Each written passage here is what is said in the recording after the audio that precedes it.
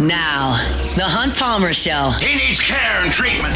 You are now listening to The Hunt Palmer Show, brought to you by Daryl May of Trustee Properties on 104.5 ESPN Baton Rouge. Is this a great country or what? Locking down the middle of the day, live from downtown Baton Rouge. This is Hunt Palmer.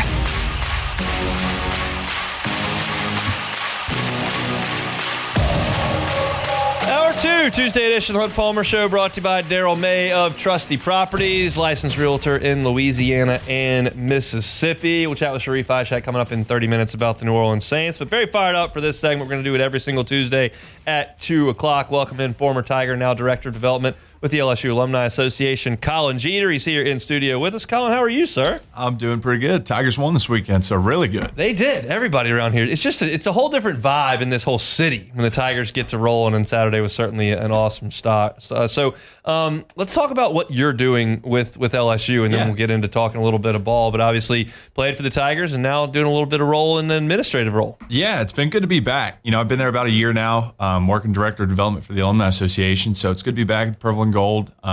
Just really feels great to be connected. Our latest push, we're doing the business network, really trying to connect Tigers together through business, networking, everything else. We just want to make sure that Tiger fans, alumni, really the whole brand of LSU is rallying behind those Tiger businesses. How was the trip to Clemson? I know you were there, and it sounds like a pretty good contingent of LSU fans went. It was great. The town was great. The stadium looked great from a mile high. They put us way up top, but it was tough to judge the sound of the stadium being so high. I will say they're about 20,000 short if they want to compare the Death Valleys. But a fun environment and a great place to win. I thought it was a great kickoff to our team. Obviously, we end that 0-5 streak that everyone was so miserable about. But, man, I'm excited about the team this year.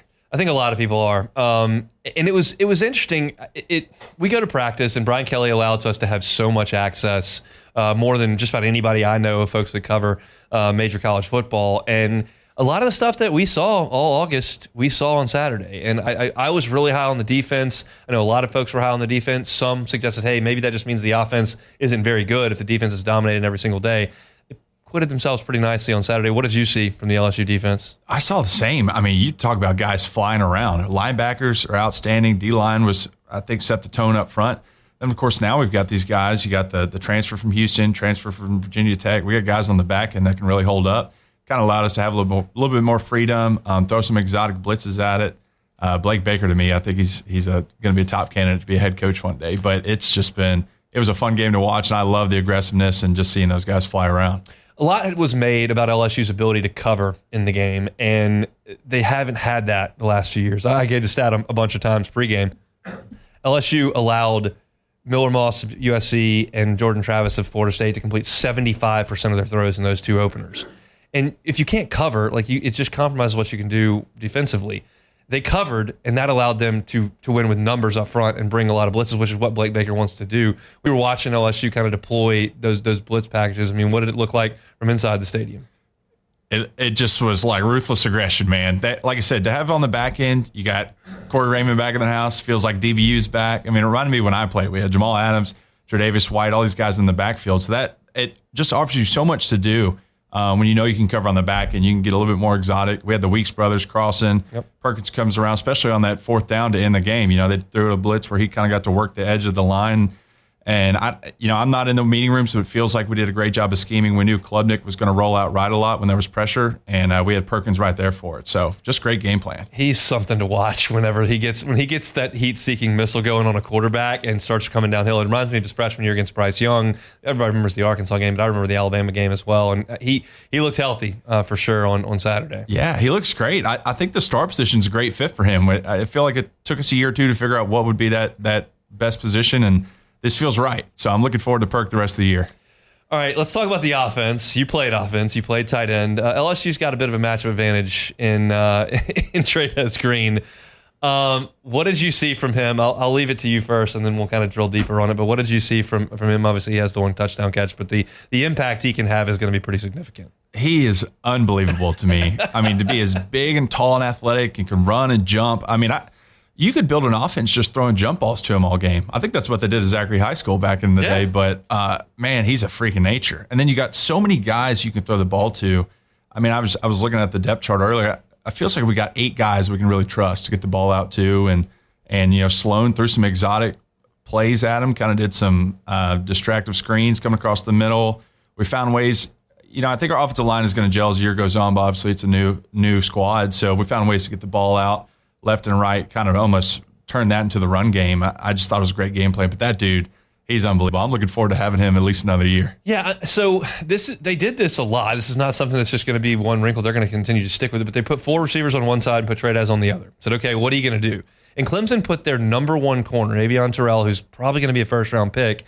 And then Nussmeier just threw a jump ball and he went up and boxed him out and caught it. What should a defensive coordinator do in that situation when LSU comes out with that plan? You're going to have to do. You ever seen that picture of Megatron against the Saints back in the day? Just put 2 or 3 guys on the line. That's all you can do. I mean, you got to decide you're just going to give up numbers on the other side because he's just so big and could jump. I saw Jacques Doucet posted a video of him pregame, and it looked like he got like a 50-inch vertical going up to catch a ball. So, man, he can just do so much. He's such a weapon, and as the year goes on, we're going to find so many creative ways to get him the ball. I'm excited.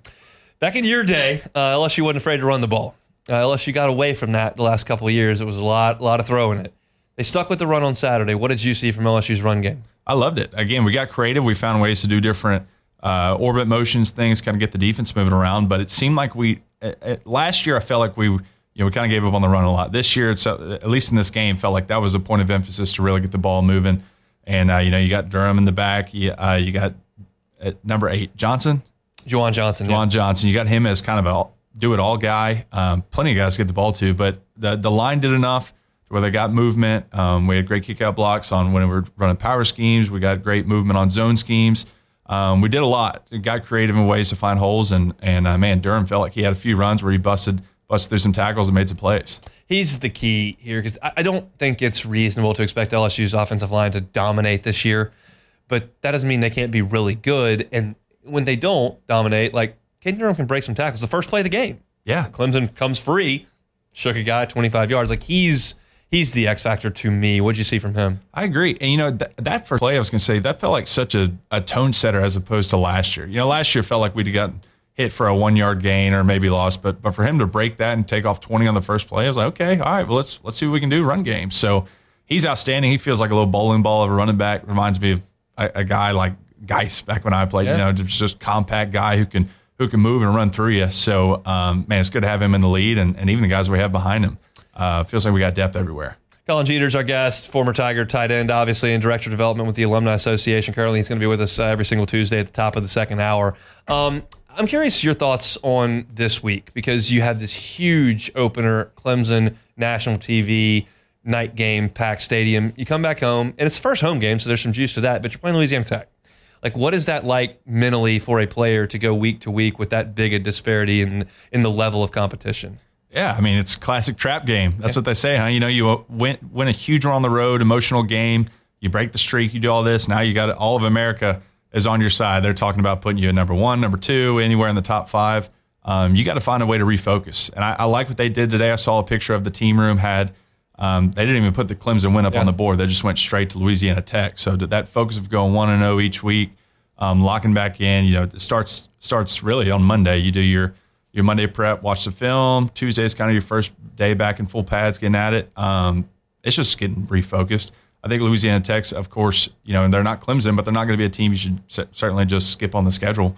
So to be able to get in there, do what you're supposed to do, and then kind of get lined up. I mean, it's also the first home game to me. So as a player, I would think you'd be fired up for that one too. So I think you're going to see a pretty inspired team because of that. The vibes are just so good when you do that to start a season. I talk to Brandon Taylor every week, and he references the Oregon game that they won in 2011 all the time, and how it just became a spur for that team to kind of move forward. You've been on good teams that had great starts as well, and you've been around this team. Like, what are the vibes like around LSU football right now?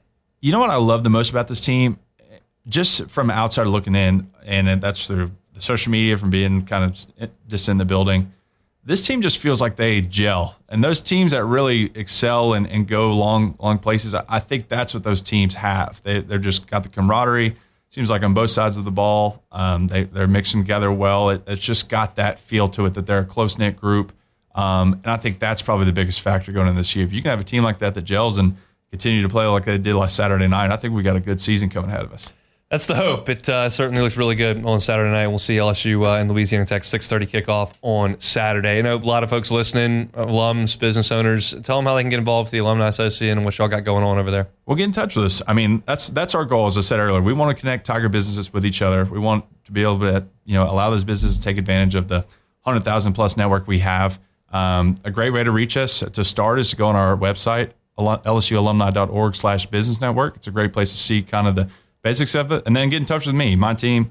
I've worked with Lauren Giffen. She's a great leader in that department.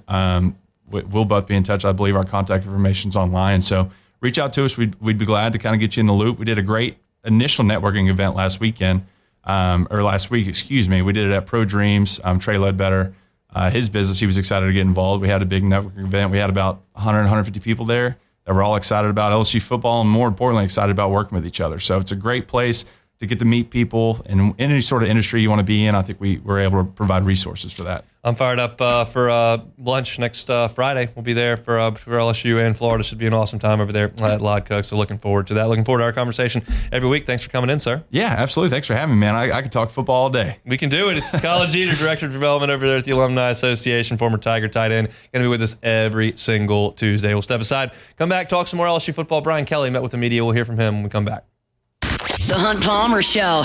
Swing Easy Golf Club, Baton Rouge, brand new here in the capital city. If you are a golfer, no matter your skill level, you're going to love Swing Easy Golf. You can go in there, one of their 3 bays, reserve a tee time, and you can tee up one of the premier courses in the world. I was in there just a couple of weeks ago, played some Cypress Point. It's the finest golf course I've ever played. It's right there on the simulator. It looks just like it. It's incredible. You can go in there, drink cold beer, have a glass of wine, hang out with some friends, play on the golf simulator. It's a great way to play some golf out of the elements. It's 1,000 degrees out there. It rains every single afternoon. Never rains inside Swing Easy Golf Club. So reserve a bay. Go check it out. It's on Seagan near Perkins. You can see the website, swingeasygcbr.com. Swing Easy Golf Club memberships are available, both personal and corporate memberships. Get on by and see them. They're Seagan near Perkins. Swing Easy Golf Club here in Baton Rouge. You're listening to The Hunt Palmer Show, brought to you by Daryl May of Trustee Properties. Looking for land to hunt or build? Call Daryl May at Trustee Properties.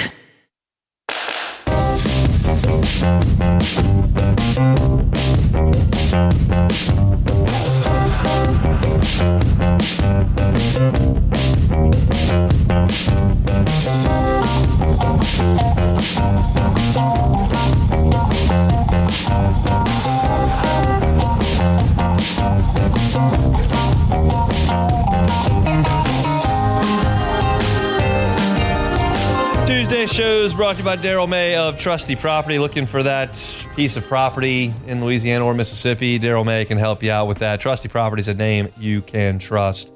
Thanks, Colin Jeter, for stopping by. He's going to be in studio with us every single Tuesday. Looking forward to those conversations all year long. Colin comes at it from, obviously, a former player's approach, and he's doing great work with the Alumni Association, who we're fortunate to be partnered with here at Guarantee. So going to be a lot of fun to chat with him each and every Tuesday moving forward throughout the football season.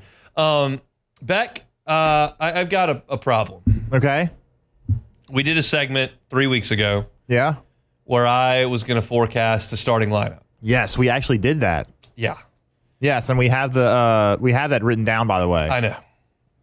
I was not even close. I had 2 misses. I was trying to make sure that I had. I intentionally was trying to be conservative. Yeah, you didn't do every. You didn't do 22. I did. I thought there were like 14.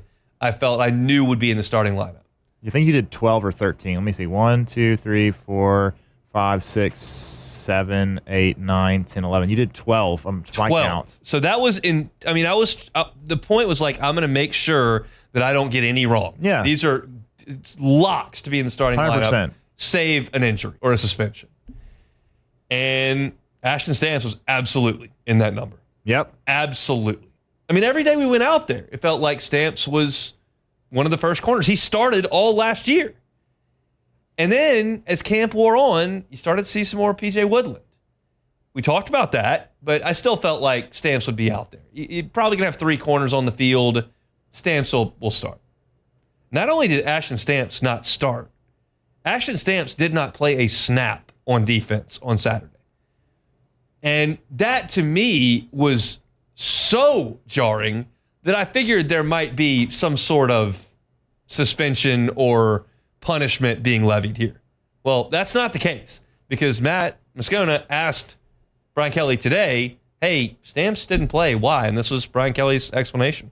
We're going to play the guys that, obviously give us the best chance to win. And he's a really good player. There's no doubt. But, when you talk about the rotation right now, the rotation was what we played on Saturday. But Ashton's got to stay ready. He knows that. This is a long season. We have great confidence in him and his ability to go out there and play at a high level for us.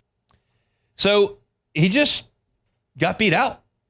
PJ Woodland and DJ Pickett beat him out. I mean, Delane was a constant. He was always going to be one of the top two corners. And he played great. The highest Pro Football Focus grade on the team. Was the player of the game. But opposite him, you saw some rotation, and that rotation stopped on Saturday. And LSU covered really well. I mean, Woodland missed one tackle on the right sideline that led to a sizable Clemson gain. But he's never afraid to stick his nose in there. And DJ Pickett was out there for a significant portion of the game and really wasn't targeted. Like, they never went at him. So you've got now a situation where Ashton Stamps, one of your starters the last 2 years, has been beaten out.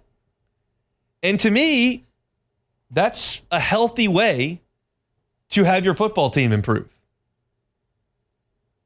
You have guys develop from within. And look, DJ Pickett is not the most physical guy in the world at this point. He's really tall, so he's not filled out, but he's not afraid. And he can go out there and mix it up a little bit. And he did. Woodland's undersized, but he's not afraid. And then Delane played great. I thought Ashton Stamps, over the course of the first 3 weeks of camp, was really good. I've talked about this a lot now, so it's a little bit of a repeating myself. But for 2 years, we went out to practice, and LSU didn't cover anybody in all of August. It was just Malik Neighbors, Brian Thomas, Kyron Lacey, Aaron Anderson, Kyle Parker, like just running sprints. Basically looked like they were working on air. 1-on-1, 7-on-7s. It was just pitch and catch. And that was not the case this August. And Ashton Stamps was a part of that. But obviously, Corey Raymond determined these are the guys. And here's the deal. I have implicit trust in Corey Raymond as a recruiter, as a developer. The narrative got tossed around that Corey Raymond, at the end of his stay in Baton Rouge, which ended in 2021, was losing a step. And I kind of balked at that. I thought it was ridiculous, but that was the narrative. And he doesn't get retained here at LSU. He ends up going to Florida. A lot of LSU fans go, guy wasn't recruiting at the end anyway. DBU was slipping off. Who cares? Good riddance. And I was sitting here going, you sure about that? You sure this guy forgot how to recruit corners and develop corners? We just watched him do it for a decade. You think he just forgot how to do that? I don't think so. And LSU, when he left, slipped badly at corner. Badly. LSU in the defensive backfield the last 2 years, really the last 3 years, has not even been close to the standard that was upheld here the entirety of Corey Raymond's first run as cornerback coach and defensive back coach. And the second they brought him back from Gainesville, I got on this microphone and I went, this is going to turn around. He's going to do it. And all of a sudden, lo and behold, in his first full cycle back at LSU, DJ Pickett's at LSU. And in his first game, DJ Pickett is out there playing against Clemson on the road. In his first game, DJ Pickett is getting the reps in front of a 2-year returning starter in Ashton Stamps. PJ Woodland got to LSU at 160 pounds. Probably not ready for the primetime lights in Las Vegas. But he had to go out there anyway because LSU didn't have the talent. Well, now he's been under the tutelage of Corey Raymond for a year and a half, and now he's ready to go out there and play well against Clemson. Need I remind you, on Saturday night, Cade Klubnik had a 50% completion percentage. 50%. DBU is coming back. And Corey Raymond is the author of that, and there's a renaissance coming, and he's the author of that as well. This is going to transform the way Blake Baker can play defense. I'm not telling you that LSU is just going to be a complete no-fly zone for every quarterback on the schedule from now to Christmas. What I'm telling you is they can put up a fight now. They can play man-to-man coverage now. And that opens up what Blake Baker can do with his front seven as far as creating pressure. And that transforms the way you can play defense. If you go back and watch Clemson's last 2 drives, LSU is not sitting back in prevent trying to make sure that Clemson doesn't hit a big play. They were bringing 5 guys every single snap because Baker trusts that his guys in the back end are going to be able to be sticky. And they didn't allow a lot of chunk plays for Clemson. There were a couple, but not 60, 70, 80-yard plays, just 26 here. Klubnik gets out, scrambles, hits a guy. They ran the pick play on the 4th down and got a big play. It wasn't perfect, but it was really good. And I think Ashton Stamps can help. And I think he will help. That's called depth. LSU didn't even have starting caliber players the last couple of years. Now they've got depth. This was always going to happen when they brought Corey Raymond back. And I think one of the things that is not talked about from the game on Saturday is just how well LSU covered. Delane's gotten a lot of pub, and rightfully so. He played great. But you also had P.J. Woodland getting up in there and making a play on the ball. You had a pass breakup by A.J. Halsey on a crucial play. And now all of a sudden you're turning Harold Perkins loose. You're turning Whit Weeks loose. Woodland comes on a corner blitz. They got a sack. You can be more creative when you can cover. That's what Saban's early defenses were built on here in Baton Rouge. When he had Corey Webster and Travis Daniels out there on the edge, then you can start turning some guys loose. They did, and they were really good. This defense has the makings of some of that after 1 week. Again, I'm not ready to put this defense in there with 0-3 and 11 just yet. They played 4 quarters. But some of the traits that they have are familiar. And for Ashton Stamps to have just gotten beaten out by younger players suggests that talent is coming. And Corey Raymond knows how to cultivate it and develop it. And that's a big, big positive for LSU's football program moving forward. This staff is good, y'all. And they're going to put together good football teams. They've got one this year. And part of that is a secondary that is revamped and ready to rock. I'm fired up about it. That's your look at some LSU. If you're looking for LSU content, Hunt on LSU is where you can find it. Wherever you find your podcast, certainly on YouTube as well, Hunt on LSU. Step aside when we come back. Sharief, Ishaq talking Saints as they get ready for their opener on Sunday. It's the Hunt Palmer Show. The Hunt Palmer Show.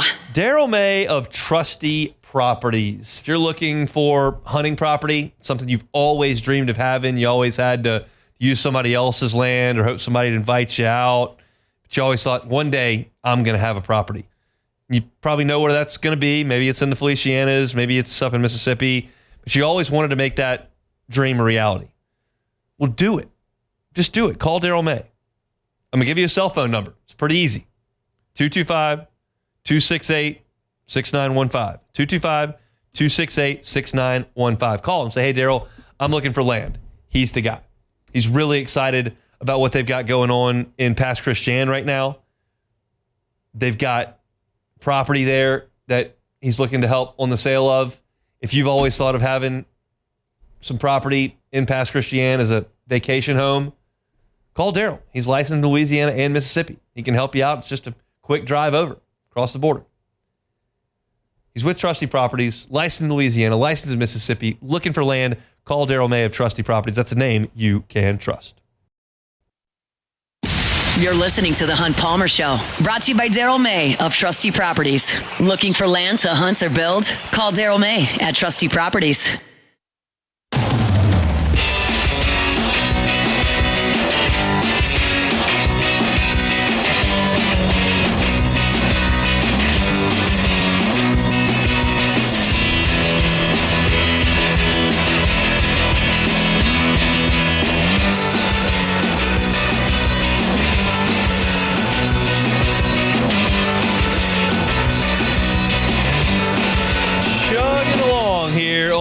Tuesday. Hope your work week's off to a good start. First day in the office for a lot of folks out there after Labor Day holiday.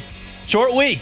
LSU and Louisiana Tech, Saturday night, 6:30. Saints cranking up their season in the Dome, noon against the Cardinals.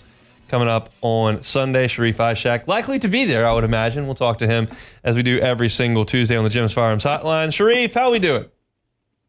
Streak is over. Brian Kelly cooked Dabo Sweeney on the field and off the field today. Life is great. It's been good. So let's talk about the Saints. What are the vibes in the city right now about this football team and about the game coming up on Sunday? It almost feels like that. I to be honest with you, man, I don't know if people just feel like there's no game. I mean, it's not that usual buzz that we were all so used to for so many years, man. I remember I'll be honest with you as well. I remember being so excited to cover seasons whenever Drew and Sean were here, and now I'm like, man, let's just get it over with. I can't believe I'm saying that, and let's just get it over with because we know it's a rebuild. And it's going to take a couple years. It kind of feels like that. The vibe kind of just feels like that. Everyone knows what's possibly coming. I mean, they are one of those teams that no one knows how they're going to play on the field, but it feels like they know how many losses they're going to have this year. So that's how I would answer it for you in a nutshell.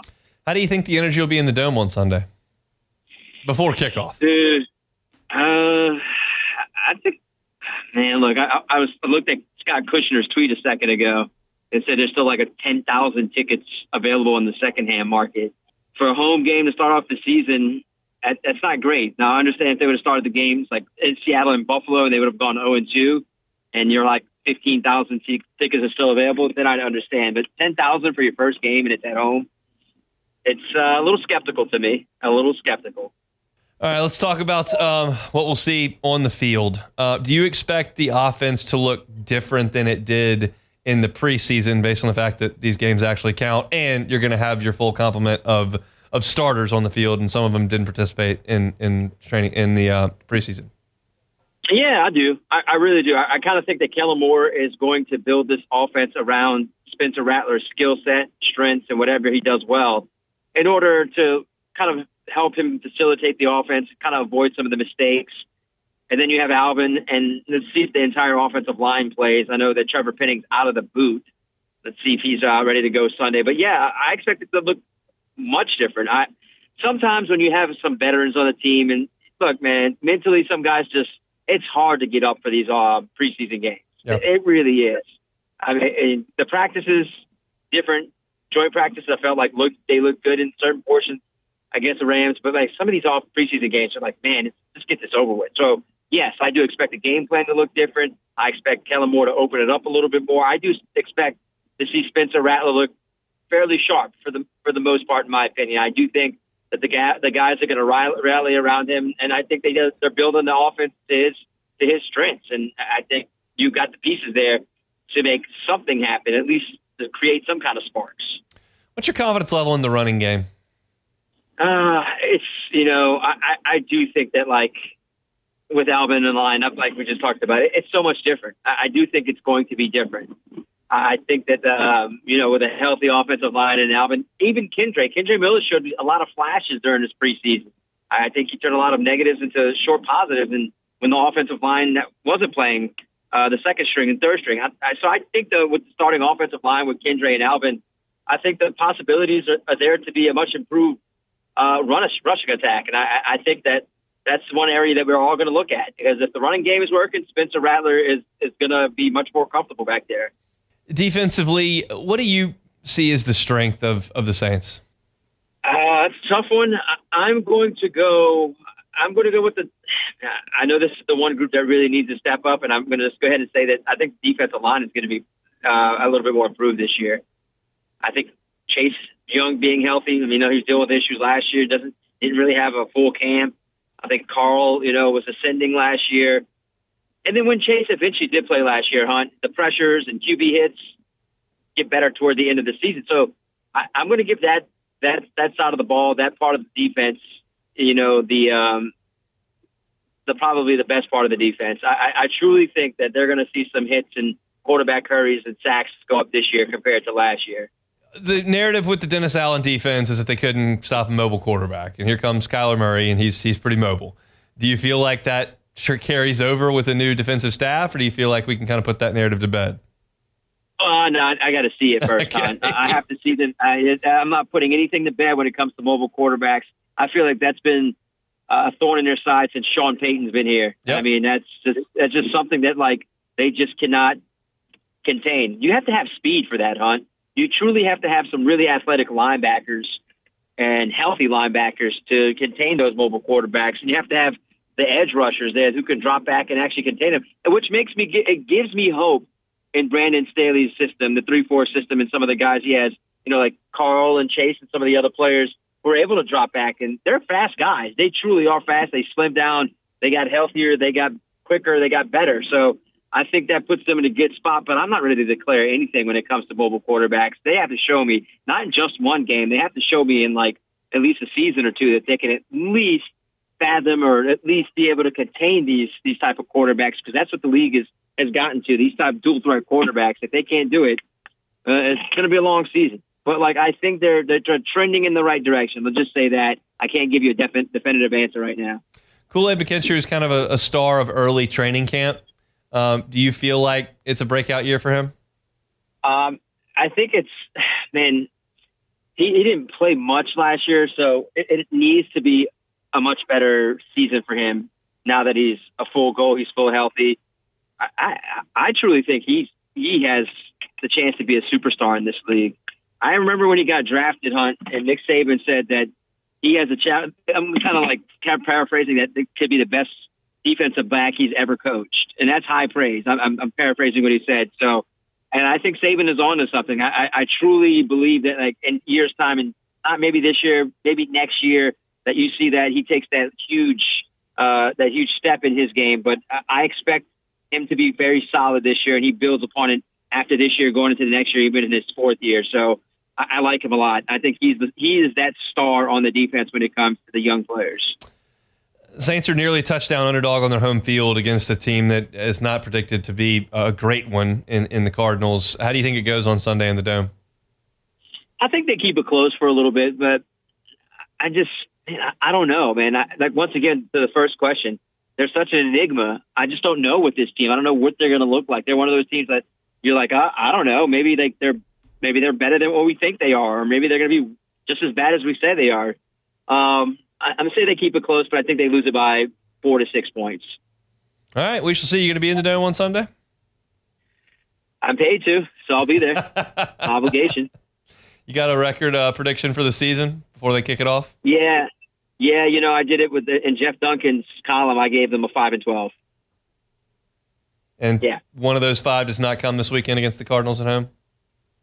No, I don't think so. I think they start picking up wins like middle end of the season whenever things start they start picking up momentum, a little bit of momentum, and just kind of gather like how to play under this new coaching staff, and they kind of get used to each other. But once again, I also base this upon health. They're healthy, maybe 6 games. No. All right, we'll see what happens. We'll talk about it next week either way. Thanks, Sharief. Anytime, Hunt. Sharief Ishaq, WDSU down in New Orleans, covering the black and gold. He's with us every Tuesday show. Brought to you by Daryl May of Trusty Properties. Daryl represents a builder and developer that's got homes in Pass Christian, Mississippi, as well as luxury condos in Bay St. Louis. If you're looking for a spot on the coast, Daryl May can help you out with that, Louisiana or Mississippi. Licensed in both. He's right there with Trusty Properties. It's a name you can trust. All right, we'll step aside. When we come back, we will close it out. Little take it or leave it. The Hunt Palmer Show. Genesis of Baton Rouge. GenesisofBatonRouge.com is the website. Every car that's on the lot is online at GenesisofBatonRouge.com. The convenience factor is just amazing at Genesis of Baton Rouge. You can start your shopping process online. The entire inventory is right there. You can look at pictures and all the features at every vehicle, and you can also see pricing for those vehicles. If you see something there that you might want to get behind the wheel of, they'll come to you. It's cross town. You just don't think you have time to get over to Carolina Pico. No worries. They'll come to you. Get one of their brand ambassadors, get behind the wheel with you, and drive you around. If you decide, hey, this is something that I'd like to purchase, you still don't have to go to the dealership. They can do e-contracts. They deliver your vehicle right to you. And then once you purchase that vehicle, you don't have to go take it in for maintenance either. And it's complimentary for 3 years. complimentary scheduled maintenance so you can deal with those pesky oil changes, pesky air filter changes, dealing with the wiper fluid, all that kind of stuff. They do it complimentary for 3 years, and it's valet. They come to you, they get the vehicle, bring it back when it's done. It's just all convenience. So much convenience there at Genesis of Baton Rouge, just part of the model. So go by and see them, airline at PQ, or have them come to you. Either way, it's genesisofbatonrouge.com, genesisofbatonrouge.com. This is the Hunt Palmer Show, brought to you by Daryl May of Trustee Properties. Looking for land to hunt or build? Call Daryl May at Trustee Properties.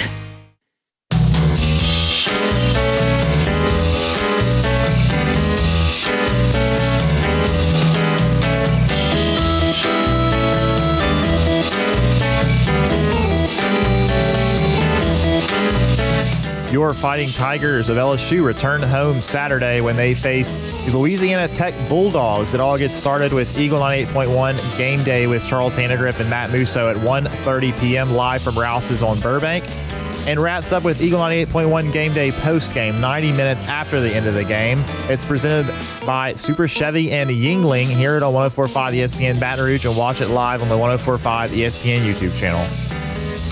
A lot of connective tissue between LSU and Louisiana Tech. Of course, Joe Sloan was there for a long time. Blake Baker been on staff at Louisiana Tech as well. Got Tim Rattay on LSU staff now, who's the best quarterback outside of Terry Bradshaw, I guess, in Louisiana Tech history. So a lot of connective tissue there for the game on Saturday. Shouldn't be an overly competitive game, but some interesting storylines from that perspective. I talked about this a little bit earlier in the show, but I'm very excited for Saturday. I'm excited to go into the stadium stress-free, watch the team play with a win in your back pocket. It's just been such a bummer to go out there in the 100-degree heat the last few Septembers and watch a team that has already lost a game. It's just in this sport where losses are penalized so significantly, to have one right out of the chute is just a tough way to go about things. So that's not the case this time around. We can just go in and celebrate this team, watch them get a win, and then we'll ramp things back up from an intensity perspective with LSU and Florida next week, which is a monster game for both of those programs. Florida won by 1,000 against Long Island this weekend, and they'll beat South Florida coming up this week, and then we'll see what those two teams look like under the lights at Tiger Stadium a week from Saturday. But for this weekend, home opener, should be a lot of fun. I also don't know who my assistant coach interview of the week is. I'm going to have to check in on that for the pregame show. I had Frank Wilson last week. See who it is this coming week. We'll usually have that conversation on Fridays. So just an aside there. Got any take it or leave it back? Yeah, sure. Great to hear. Take it or leave it. Take it or leave it. Presented to you by Flight by Yingling, the next generation of light beer, crafted by America's oldest brewery. Today's hottest stories in sports, news, and sometimes even Hunt's life. The question is, will he take them or leave them? Cooking up some Sagrera Farms burgers last night on the grill and had a couple Flight by Yinglings. Is that how you would say that? Flights. This is what I would say. Very tasty. Built for these hot Louisiana summers. Looking for a light beer that's refreshing. And on the light side, 95 calories, 2.6 carbs. It's Flight by Yingling in those slim hands. Find one wherever you pick up your beer around the corner from the house. Flight by Yingling, the next generation of light beer.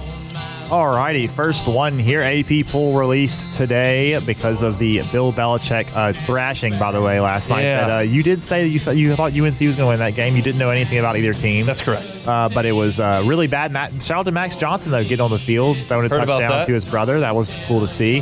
God, those two guys are still playing. Yep, still playing. And by the way, also, how about? We have the next take your leave will also be revolving around a guy that's still playing. In the same role as Max Johnson. But Max first, and tight end Jake. brother named Jake. Yep. But go ahead and see LSU here at number 3 in the AP poll. They also got 3 votes for first place, which is interesting as well. But LSU at number 3, take it or leave it. I'll take it. I'll take it. They played. I told you I thought it was the win of the weekend. I know that Texas Ohio State beat the number 1 team in the country. But it was on their home field. I thought LSU going on the road and getting that done against the team that had the most returning production back in all of college football was the win of the weekend. And don't have a lot of sample size to go off of. LSU's is pretty strong. So I'm guessing Ohio State and Penn State ahead of LSU. Is that That's correct. Yeah. So, yeah, I think it seems fine right now. All right, next one here. As I was mentioning, Max Johnson still playing football. Former LSU Tiger TJ Finley still playing football. He was at Tulane. That was his 5th stop.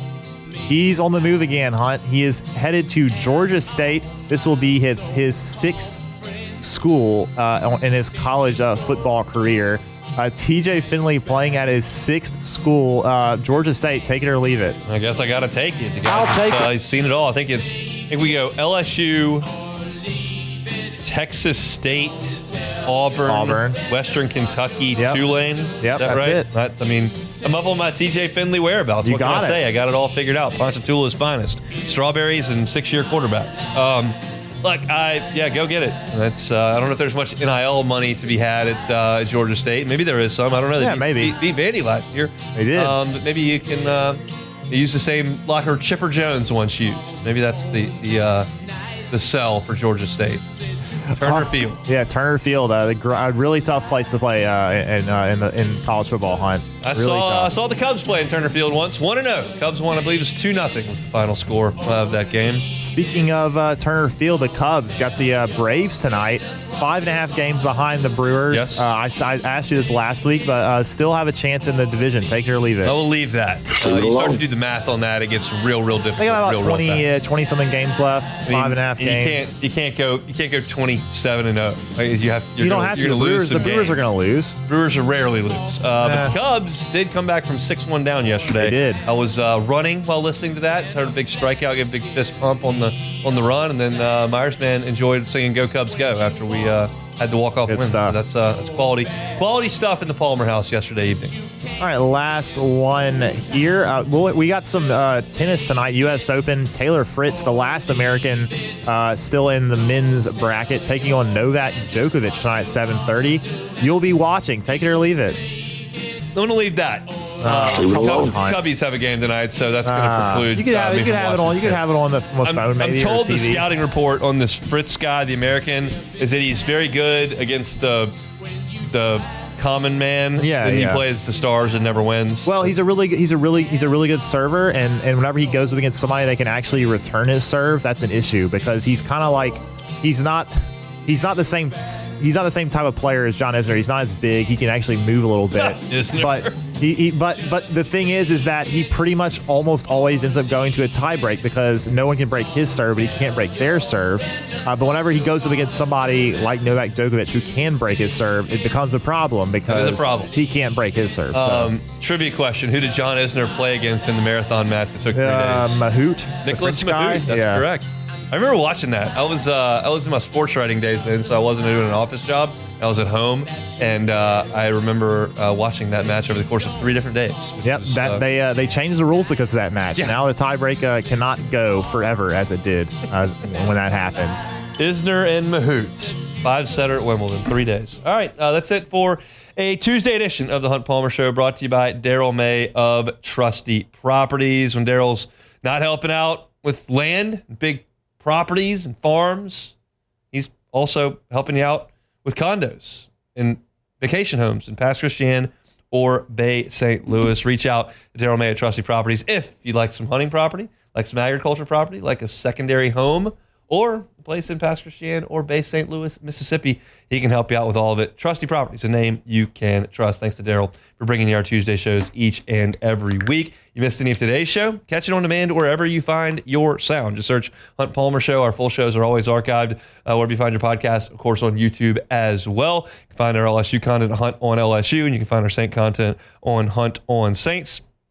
Those are available wherever you find your podcast as well, YouTube channels. So subscribe up if you would. Open the show today. I'm talking about Davo Sweeney and Brian Kelly. It's going back and forth about grades over the weekend. I don't necessarily think it's too big a story, but I'm confident the internet will catch on to it and it'll spread like wildfire because that's what the internet generally does. I gave my thoughts at the top of the show. Also talked about LSU's offensive line as far as its Pro Football Focus grades and what we saw from that group against a good Clemson front back on Saturday.